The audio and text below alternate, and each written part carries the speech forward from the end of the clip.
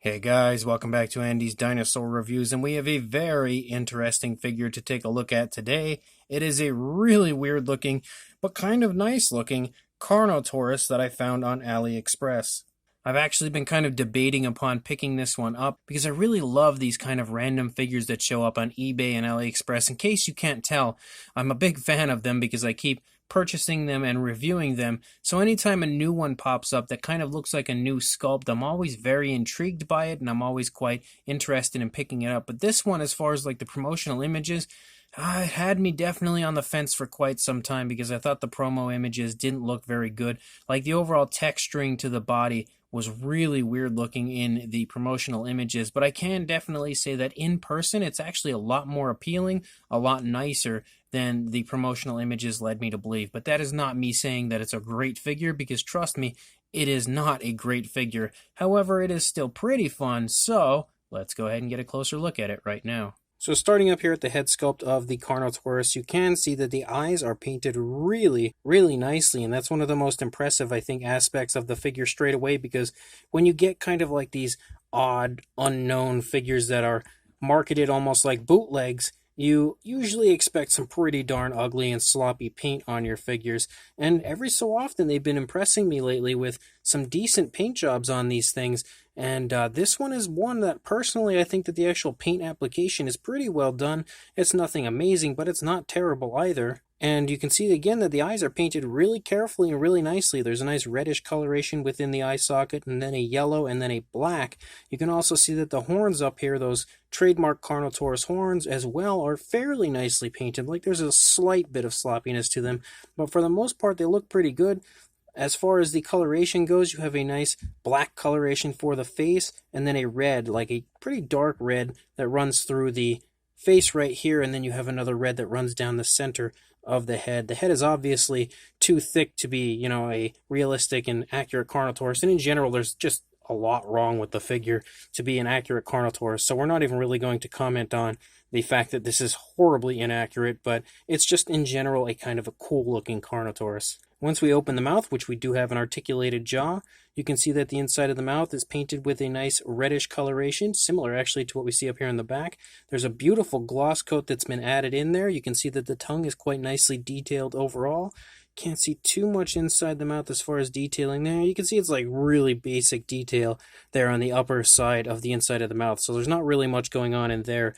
But you can see that the teeth are sculpted out, and they're painted pretty nicely. Again, there's no real sloppiness, and even down here in the lower jaw, that's pretty impressive because you have like teeth individually sculpted, including the gums that run along there, and each tooth seems to be painted pretty well overall. And that actually runs the entire course of the lower jaw. It looks pretty good over here on this side.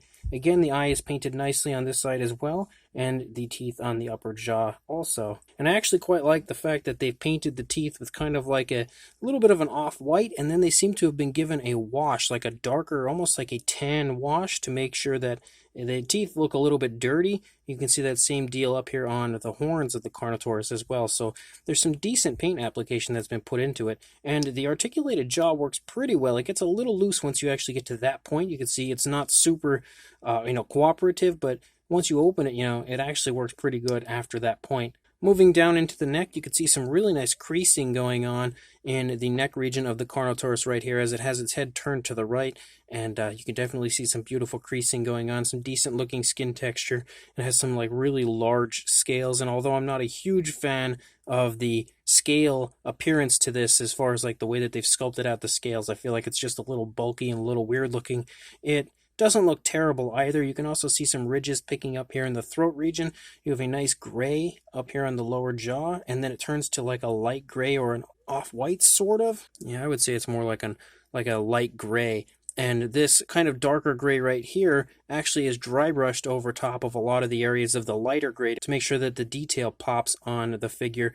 And then you can see that the upper side of the dinosaur is like this bright red, and then you have black stripes that kind of run down, and then it transitions to that grayish coloration. And you can actually see a little hint of the red here in the arm.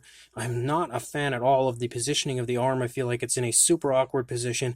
It's obviously way too big for a Carnotaurus, but you can see that it transitions to a darker coloration out there. there on the hands, which looks pretty decent, I guess. It's not the smoothest transition in the world, but it doesn't look terrible either.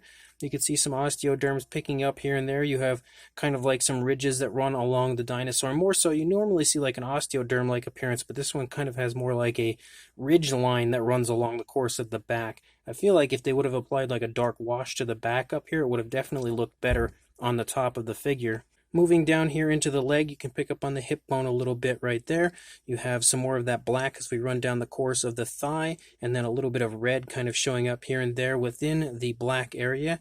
I feel like you probably have some decent musculature in the leg, but you can't see it all that well due to the paintwork that they've applied to it there. And a lot of the paint actually has a little bit of a glossy look to it, which I also am not a big fan of. You can see the kneecap present right here in the front, as well as kind of like a scoot-like appearance that runs down the front of the knee and then down the shin. You can also see some decent muscle tone in the calf area. The foot sculpt looks nice scoots down the toes. You have some nicely painted nails with a light gray. I like the way that they've actually been painted. We do have dew claws, but they're not painted, unfortunately, which is no surprise. And then moving back here, you can kind of see how the skin is pulling with this leg pulling forward, stretching the skin. So there's some decent attention to detail throughout the sculpt of this figure. And then we run out the length of the tail. You can continue to see that very striped-like design to the dinosaur that we see throughout the entire body that continues to run the course of the tail, with that nice mixture of the red that also stripes down, and then the black, and then the light gray. And then once we get out here, it transitions to almost an entire black tail with a little bit of the red, and then it transitions at the very tip to a pure black. Looking over here at this side again, the head sculpt looks pretty fun, but we already took a look at that previously. We can kind of see more of like a stretching to the skin on this side, as opposed to a bunching up like we had seen on the previous side, because now, again, the head is turned away from us, so it would be stretching the skin. I will say that the Carnotaurus sort of looks like his neck is a bit too long, and I don't know if maybe that's just the awkward positioning to the figure, but it definitely looks too long to me. And of course the arms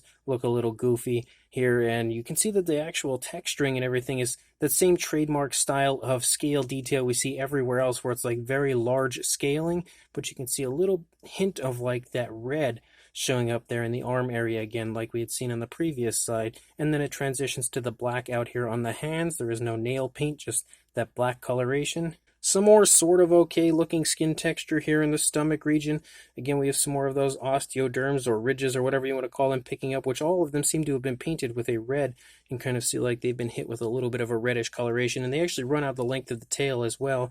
You can see the skin stretching off of the body a little bit as this leg is pulling back and stretching that skin quite nicely off of the stomach region. You can pick up on the hip bone a little bit again, and then once again we can see it's the same design as far as the paintwork goes, which is really nice and consistent. You can also see a slight hint of the musculature in both the thigh and calf region, and then we come down into the foot. Again, the foot has a very nice appearance like we had seen on the previous side with the scoots down the toes, some nicely painted nails. I really quite like the gray that they've used on the nails right here, and they also have a really nice gloss coat, so they look quite realistic. And then we lead back here again into the tail. You have some more creasing going on and a little bit of a bend in the tail, nothing overly dramatic, fairly realistic, I would say. Again, the sculpt and detail up here on the back looks pretty fun, but it would have been better if they had included like a dark wash, and I feel like that same issue is the case down here on the underside. It has some decent detailing to the figure, but a dark wash would have probably helped to make the detail pop a little bit more. But overall, again, it's definitely not the best Carnotaurus, but it is still a pretty fun and decently well-made Carnotaurus regardless. One other very exciting aspect to this figure is that it actually balances really well, and that is also on top of the pretty decent looking paint application that you don't get very often from figures like this, those kind of unbranded, almost like bootleg-like figures. You don't often get them to stand so nicely like this. They don't usually balance very well, and there's no warping I can see or anything like that with this figure either so far. For a size, though, for a length, you are looking at right around the 9 3/4 inch range, or about the 25 centimeters. And then for a height, you're looking at just a little under 3 inches, or about the 7 centimeter range. So about 2 3/4 inches, just a hair above, I would say, or around the 7 centimeter range to the top of the horn right there, and then to the top of the tail, about 3.5 inches or 9 centimeters. For a size comparison, there is Mr. Papo T-Rex, the Attack Pack Colovosaurus, and Robert Muldoon from the Mattel Jurassic World toy line next to our totally unnamed and unbranded Carnotaurus figure right here, and you can definitely see that as far as this figure goes. I would say it's a pretty strong medium size range for a figure like this. Definitely sports some pretty decent size, but it's not overly large by any means. And then for a second size comparison, here is the Rebor Crimson King Carnotaurus next to this version, this unbranded Carnotaurus. And I kind of get the feeling looking at this unbranded version that it may potentially be a bootleg of the Rebor one that's been very, very seriously retooled and then given a different head sculpt, but I cannot say for sure. I just feel like there are some very strong similarities. Like the arm sculpts are kind of similar, except for this one, you don't have the ability to actually articulate it, so it's stuck out in that very awkward positioning, making it just look super strange and goofy. And the tail as well is kind of concerning, because if you look at the tails, they look like they are positioned very similarly. Now, again, I'm not stating that this figure is in fact a bootleg.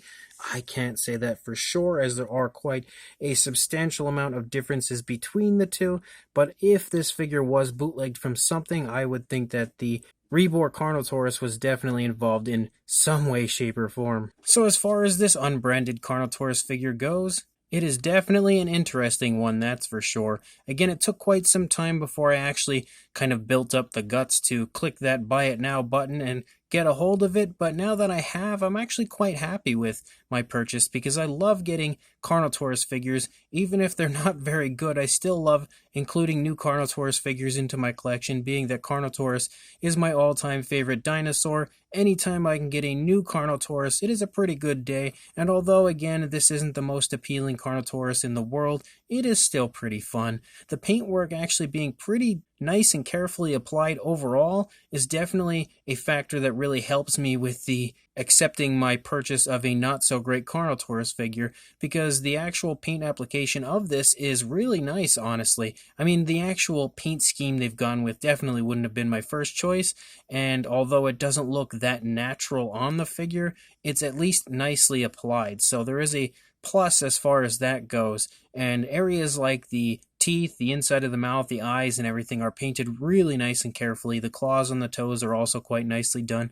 Like, there's a lot of really nice, impressive areas as far as the paintwork goes, and they didn't seem to take the easy way out as far as just kind of giving it a really sloppy paint scheme and moving on. Like, there actually seems to have been some care put into the paint application of this figure. The actual sculpt isn't that great. It's a kind of an awkward looking pose, but at least it's a little different than your average pose that you normally see. But the positioning of the body in general isn't the most appealing looking pose for a Carnotaurus. I will say that. I do appreciate them kind of thinking outside the box as far as the pose goes, but personally it's not that great if you ask me. And the detailing aspect of the figure, although it looks pretty decent in the face area, isn't really that great either once you get to the body. I'm not a huge fan of that kind of larger scale type of a look that they have going on for the figure, so I feel like maybe more of a finer type of a scaling would have looked a little better. Not saying too fine, but definitely a little more fine than these unreasonably large scales that it does have.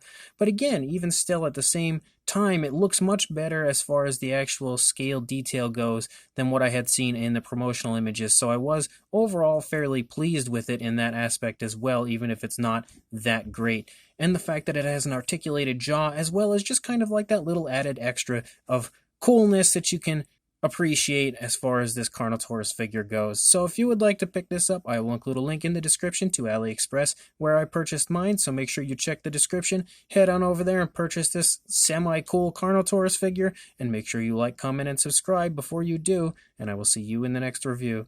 Thanks for watching.